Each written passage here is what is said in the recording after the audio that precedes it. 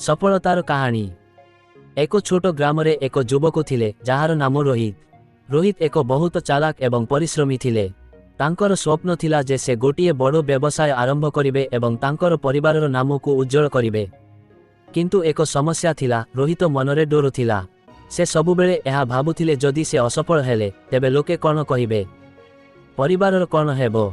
एही डर तांकु आगकु बढ़िबारे अटकाउथिला। एक दिन ग्राम को गोटिए बाबा आसिले जहाकु समस्ते ज्ञानी बाबा कहूथिले।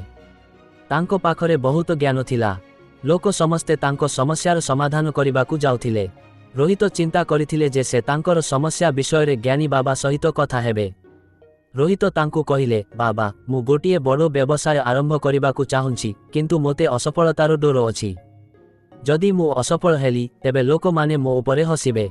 तेणु मु किछि बुझिपारुनी मु कोन करिबी। ज्ञानी बाबा हसी देखि कहिले, पो आस मु तुमकु गोटिए कथा कहूछि। बाबा रोहित को गोटिए छोट मंजीर कहानी कहिले। से कहिले, गोटिए समयर कथा, गोटिए छोट मंजी माटी तले थिला। से भी बहुत डर थिला जदि से ऊपर को उठिबो सफल न हेबो तेबे कोन हबो। जदि से खरा ओ पानी न पाइबो तेबे कोन हेबो, किंबा जदि पवन ताकु उपाड़ी दिए। किंतु से साहस करी माटीरु बाहरिबाकु चेष्टा कले।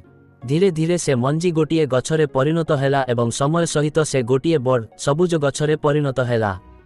बाबा आगकु कहिले, जदि से मंजी डर थांता एवं चेष्टा करुन थांता तेबे से केबे गछ हेई पारि न थांता। जीवन मध्य एही भली पुओ।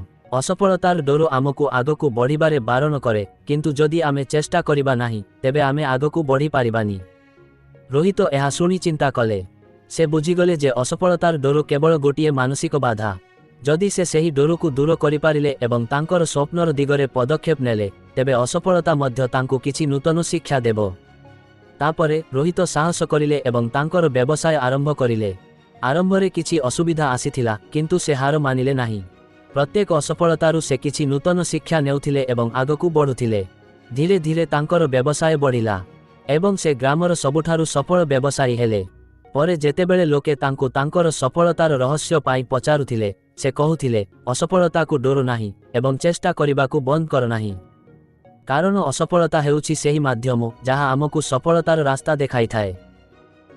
एही कहानी रु आमे शिखिले जे असफलतार डर हेबा स्वाभाविक, किंतु सेही डर आमकु आमर स्वप्नरु दूर करिपारे। असफलता केवल गोटिए सीढ़ी जहा आमकु शिक्षा एवं आगकु बढ़िबार अवसर देइथाए। जदि आमे सेही डर को दूर करिपारु ताहेले आमकु आमर लक्ष्य निश्चय मिलिबो। नुआ नुआ गप एवं वीडियो देखिबा पाई दयाकरी आम चैनल को सब्सक्राइब करंतु।